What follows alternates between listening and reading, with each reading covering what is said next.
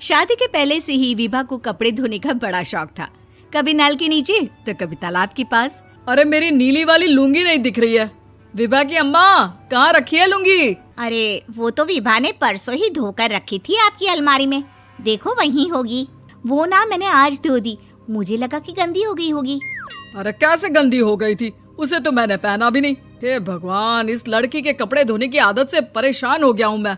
जितना तो घर में राशन नहीं आता उससे कहीं ज्यादा डिटर्जेंट पाउडर का खर्चा है। इसकी शादी करवा दो, शादी जाए अपने घर में ही करे काम, फिर चाहे घर के कपड़े धोने हो या पूरे गांव के। हाँ ठीक बोल रही हो, देखता हूँ मैं कोई लड़का। वो दिन भी आ जाता है जब विभा को देखने लड़के वाले आ जाते हैं। लड़की मुझे अच्छी लगी। होने वाली सास कहती है, बेटी अगर कुछ पूछना है तो पूछ लो। वैसे तो हमारी लड़की बहुत ही शर्मीली है, जो बोल दो वो मान लेती है, इसे क्या पूछना होगा।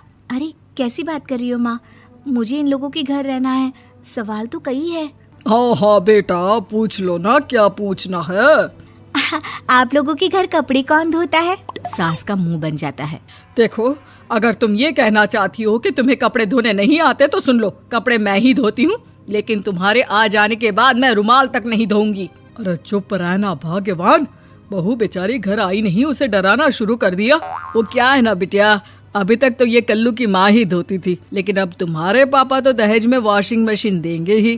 तभी विभा की माँ बोल पड़ती है, सवाल भी पूछा तो क्या। वैसे भाई साहब, मशीन की तो फिर भी कपड़े धोने की कैपेसिटी होती है, मतलब जो बिटिया दे रहे हैं ना विभा, इसे कपड़े धोने का बहुत शौक है। ये आप लोगों के क्या, आस पड़ोस गांव मोहल्ले सबके कपड़े धो दे और उफ तक ना करे। बाहर देखा नहीं आपने कितने कपड़े सूख रहे हैं, सब हमारी बिटिया ने ही तो धोए हैं। बस भी करो ना माँ, शर्म आ रही इतनी तारीफ सुनकर। और तो और एक दाग निकाल कर दिखाओ तो मान जाऊं। हाँ अच्छा, माफ करना बेटा, मैंने गलत समझा। हमें तो रिश्ता बहुत पसंद है। और ऐसे जुड़ जाता है रिश्ता कपड़े धोने का शौक रखने वाली विभा का। उसकी शादी हो जाती है कोयला फैक्ट्री में काम करने वाले कल्लू के साथ। शादी के बाद अचानक विभा चिल्लाती हुई सास के पास आती है। सासू माँ, अरे सासू माँ कहाँ है आप? ये तो धोखा है, धोखा दिया आप लोगों ने मुझे। इसे ससुर के चक्कर के बारे में पता चल गया। अरे तो उसमें तुझे क्यों धोखा मिला है? अरे नल में पानी नहीं आता, कपड़े कैसे कब धुलेंगे? अच्छा, तू पानी नहीं आ रहा उसकी बात कर रही है। तो आपने क्या सोचा? कुछ नहीं। अच्छा, तेरी माँ ने कहा था कि कपड़े धोने का शौक है तुझे, याद आया मुझे। शौक बोलकर कपड़े धोने वाले मेरे जुनून को कम ना आके सासू माँ, कपड़ा धोना मेरा गुरूर है।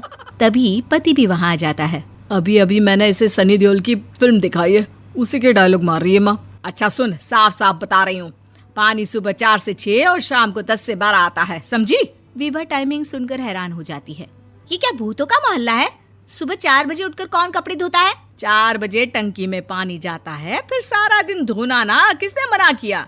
अरे कैसी बात कर रही हैं? 200 लीटर की टंकी में कितने कपड़े धो लूंगी मैं, सुबह ही उठ जाऊंगी मैं। अब क्या था, विभा सुबह 4 से लेकर रात के 12 बजे तक कपड़े ही धोती रहती। एक रोज सास पड़ोस से निकलकर कहीं जा रही होती है कि साथ वाली कहती है, हाँ कल्लू की माँ, जरा ये बताओ कि 2 साड़ी है, 2 ब्लाउज और एक पेटीकोट और एक नाड़े वाला लंबा कच्छा। हाँ तो?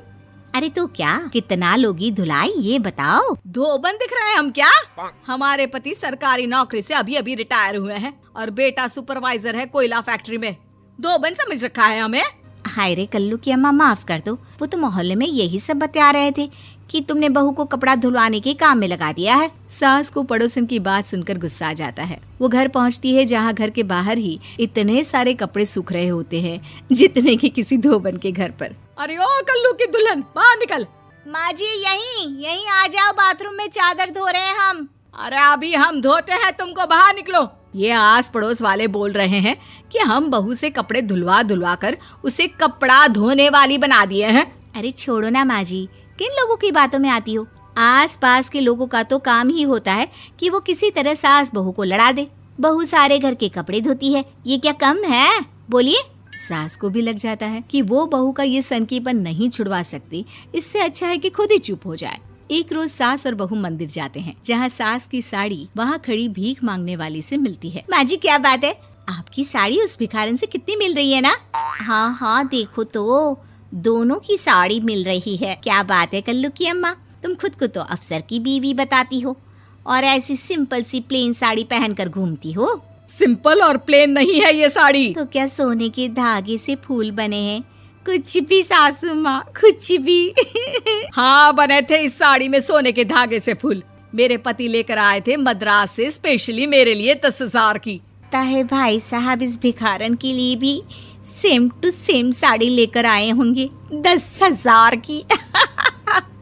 सास उस वक्त तो कुछ नहीं कहती, लेकिन बहू के साथ घर आती है और अलमारी से एल्बम निकाल कर लाती है। ये साड़ी देख रही है, ये वही साड़ी है जिसे मैंने अभी पहना था। इस साड़ी में ये जो चमकदार फूल दिख रहे हैं ना, ये सोने के धागों से काढ़े गए हैं। लेकिन तू लोकल वॉशिंग मशीन ब्रश से घिस घिस कर सारे फूलों को निकाल कर साड़ी प्लेन कर दी। मुझे माफ कर दीजिए सासू माँ। और तो और, जब मैंने तुझे तेरी गलती के लिए कुछ नहीं कहा, लेकिन तूने तो सबके सामने मेरा मजाक ही बना दिया। क्यों? बहू को समझ में आ जाता है कि अब से उसका कपड़े धोना बंद।